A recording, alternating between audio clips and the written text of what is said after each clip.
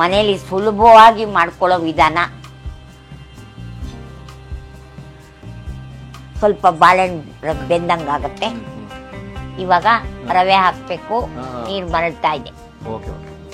Certificate ಕೊಟ್ಬಿಟ್ರು. ಎಲ್ಲ ಹುರ್ಕೆ ಚೆನ್ನಾಗಿದ್ರೆ ಗಂಟು ಆಗದೇ ಇಲ್ಲ. ಹೌದೌದು.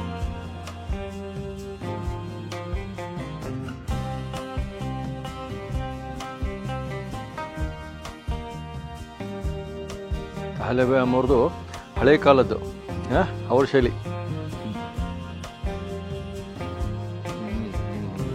ನಾವು ಆ ಸ್ವಾಮಿ ಪ್ರಸನ್ನ ಆಗಬೇಕು ಅಂತ ಎಷ್ಟು ಮನಸ್ಸಿಟ್ಟು ಹೃದಯದಿಂದ ಮಾಡ್ತೀವೋ ಅಷ್ಟೇ ರುಚಿ ಇದರಲ್ಲಿ ಇದ್ದೇ ಇರ್ತದೆ.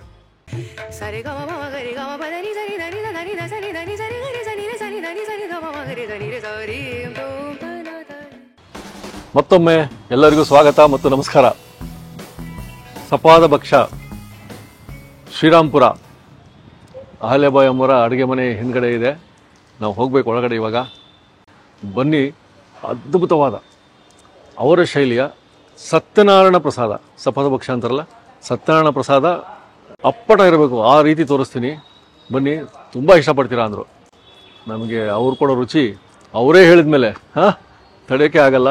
ನಿಮ್ಮ ಬಾಯಲ್ಲೂ ನೀರು ಬರ್ತಾ ಇದೆ, ಅದೇ ರೀತಿ ನನ್ನ ಬಾಯಲ್ಲೂ ನೀರು ಬರ್ತಾ ಇದೆ. ಬನ್ನಿ ಹೋಗೋಣ.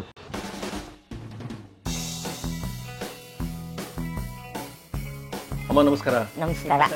ಈ ನಮ್ಮ ಶೈಲಿಯ ಸತ್ಯನಾರಾಯಣ ಪ್ರಸಾದನೇ ತೋರಿಸ್ಬೇಕು ಅಂದ್ಕೊಂಡು ಎಲ್ಲ ರೆಡಿ ಮಾಡ್ಕೊಂಡಿದ್ದೀವಿ. ಇದು ಮನೇಲೂ ಈಸಿಯಾಗಿ ಮಾಡ್ಕೋಬಹುದು. ಇವಾಗ ನಾವು ಒಂದು ಪಾವ್ ಚಿರೋಟಿ ರವೆ, ಅದಕ್ಕೆ ಒಂದು 200 ಗ್ರಾಮ್ ತುಪ್ಪ, ಮತ್ತೆ ಒಂದು 200 ಗ್ರಾಮ್ ಸಕ್ಕರೆ, ಆಮೇಲೆ ಗೋಡಂಬಿ ದ್ರಾಕ್ಷಿ, ಬಾಳೆಹಣ್ಣು, ಏಲಕ್ಕಿ ಇಟ್ಕೊಂಡಿದ್ದೀವಿ. ಓಕೆ. ಸೊ ನೀವು ನಮಗೆ ಸುಲಭವಾಗಿ ಮಾಡ್ಕೊಳ್ಳೋ ಅಂತ ಸತ್ಯನಾರಾಯಣ ಪ್ರಸಾದನ ತೋರಿಸಿ. ಮೊದಲನೇದಾಗಿ ರವೆನ ಹುರ್ಕೋಬೇಕು. ಒಂದು ಪಾವ್ ರವೆನ ಹುರ್ಕೋಬೇಕು. ಒಂದು ಪಾವ್ ಚಿರೋಟಿ ರವೆ ಇದು. ರವೆನ ಹುರ್ಕೊಂತಾ ಇದ್ದೀವಿ. ಇನ್ನೇನು ಇಳಿಸ್ಬೇಕು ಕೆಳಗಡೆಗೆ. ಹೌದಾ? ಸಿಕ್ಕಾಪಟ್ಟೆ ಬಿಸಿ ಇರ್ತೀರಿ ಮಧ್ಯ, ಅದ್ರ ಮಧ್ಯ ನಮಗೆ ರೆಸಿಪಿ ತೋರಿಸ್ತಾ ಇದ್ದೀರಾ. ರವೆ ಆಯ್ತು ಕೆಳಗಡೆಗೆ. ಓಕೆ.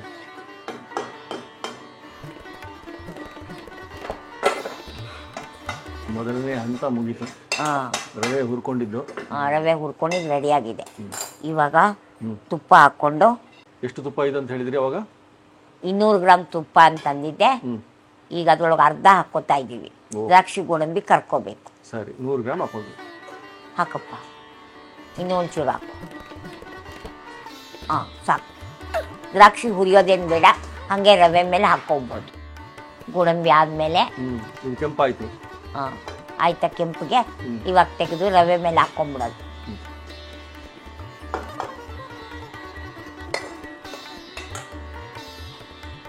ನೀರು ಮಳ್ಳಕ್ಕಿಡೋದು. ಪ್ರಸಾದಕ್ಕೆ ನೀರು ಮಳ್ಳಕ್ಕಿಡೋದು. ಇವಾಗ ನೀರಿಗೆ ಸಕ್ಕರೆ ಹಾಕೋದು. ನೀರು ಮರಳ್ತಾ ಇದೆಯಾ ಅದಕ್ಕೆ ಹಾಕೋದು. ಸಾಕು. 1 ಪಾವ್ ರವೆ 2 ಪಾವ್ ಸಕ್ಕರೆ ಹೇಳಿದ್ದೀನಿ. ಈಗ ಹಂಗೆ ಹಾಕಿದ್ದೀವಿ.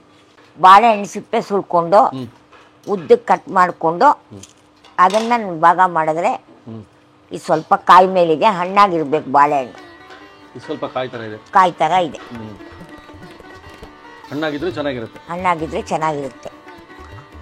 ಹಿಂಗೆ ಅರ್ಧ ಕಟ್ ಮಾಡಿ ಆಮೇಲೆ ರಿಂಗ್ ಮಾಡಿದ್ರೆ 4 ಭಾಗಕ್ಕೆ ಸರಿಯಾಗಿ ಸಿಕ್ಕತ್ತೆ.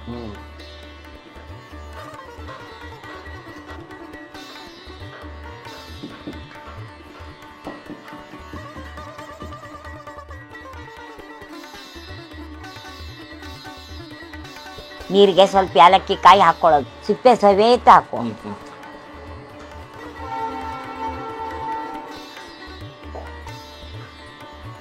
ಇವಾಗ ತುಪ್ಪ ಹಾಕ್ಬೇಕು.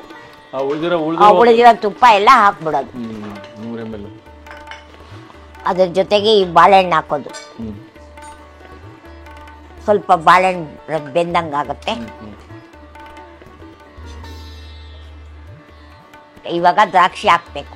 ದ್ರಾಕ್ಷಿ ಕೊನೆಗೆ ಹಾಕೋದು. ಬಾಳೆಹಣ್ಣು 1 ನಿಮಿಷಕ್ಕೆ ದ್ರಾಕ್ಷಿ. ಹೌದು. ಇದು ಕುದೀತಾ ಇದೆ. ನೀವು ಇಲ್ಲಿ ಏನೋ ಮಿಕ್ಸ್ ಮಾಡ್ತಾ ಇದ್ದೀರಾ, ಏನಿದು? ಅದೇ ಇದು ಇವಾಗ ಯಾರೋ ಫಾರಿನ್ಗೆ ಹೋಗೋರ್ಗೆ ಹುರ್ಗಡ್ಲೆ ಚಟ್ನಿ ಪುಡಿ ರೆಡಿ ಮಾಡ್ತಾ ಇದ್ದೀವಿ. ಓಹೋ, ಸೊ ನಿಮ್ಮ ಕೈ ರುಚಿ ಫಾರಿನ್ಗೆ ಹೋಗ್ತಾ ಇದೆ, ಫಾರಿನ್ಗೆ ಹೋಗ್ತಾ ಇದೆ. ಇವಾಗ ರವೆ ಹಾಕ್ಬೇಕು, ನೀರು ಮರಳ್ತಾ ಇದೆ. Okay okay.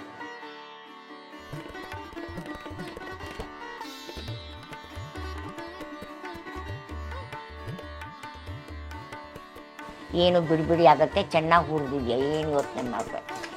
ನೋಡಿ ಸರ್ಟಿಫಿಕೇಟ್ ಕೊಟ್ಬಿಟ್ರು. ಅಲ್ಲ, ಹುರ್ಕೆ ಚೆನ್ನಾಗಿದ್ರೆ ಗಂಟು ಆಗೋದೇ ಇಲ್ಲ. ಹೌದೌದು. ಇವಾಗ ರೆಡಿ ಆಗ್ತಾ ಇದೆ. ಸತ್ಯನಾರಾಯಣ ಪ್ರಸಾದ, ಒಳ್ಳೆ ಸತ್ಯನಾರಾಯಣ ಪ್ರಸಾದ ರೆಡಿ ಆಗ್ತಾ ಇದೆ.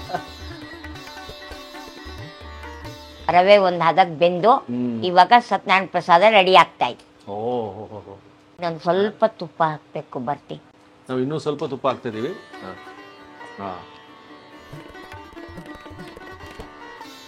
ಅಷ್ಟು ತುಪ್ಪ ಬಿತ್ತು.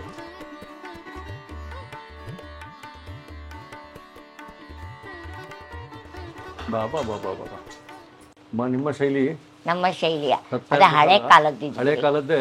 ಆದ್ರೂ ಸಹ ಸತ್ಯನಾರಾಯಣ ಪ್ರಸಾದ ಹೇಗಿರ್ಬೇಕು ಅಂದ್ರೆ ಹಾಗೇ ಇದೆ. ಹೌದು ಹೌದು, ಸತ್ಯನಾರಾಯಣ ಪ್ರಸಾದ ಮಾತ್ರ ಚೆನ್ನಾಗಿರ್ಬೇಕು. ಹೌದು ಹೌದು ಹೌದು.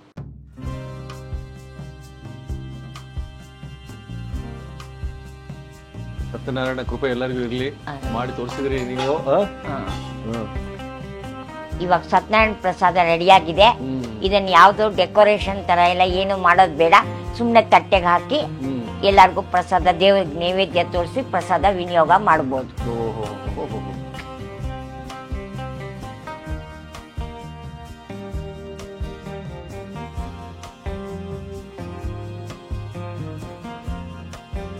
ಇದು ಸತ್ಯನಾರಾಯಣ ಪ್ರಸಾದ ರೆಡಿಯಾಗಿದೆ.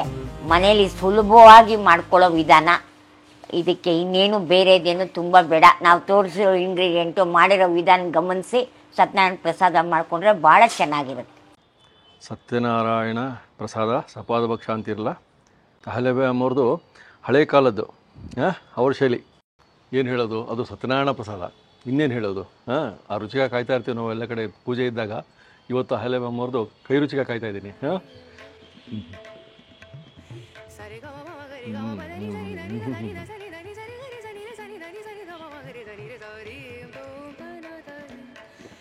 ಆಹಾ, ನಾವು ಆ ಸ್ವಾಮಿ ಪ್ರಸನ್ನ ಆಗಬೇಕು ಅಂತ ಎಷ್ಟು ಮನಸ್ಸಿಟ್ಟು ಹೃದಯದಿಂದ ಮಾಡ್ತೀವೋ ಅಷ್ಟೇ ರುಚಿ ಇದರಲ್ಲಿ ಇದ್ದೇ ಇರ್ತದೆ.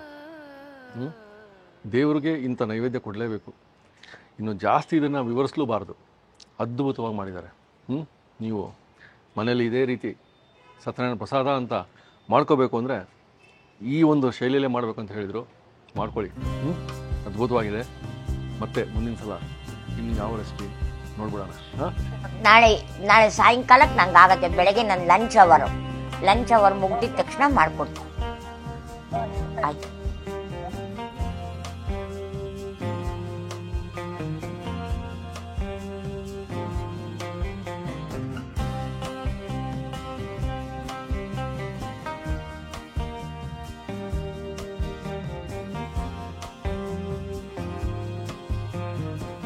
ಇನ್ನೂ ಅನೇಕ ಸ್ವಾದಿಷ್ಟ ರೆಸಿಪಿಗಳಿಗಾಗಿ ಸಬ್ಸ್ಕ್ರೈಬ್ ಮಾಡುವುದನ್ನು ಮರೆಯಬೇಡಿ.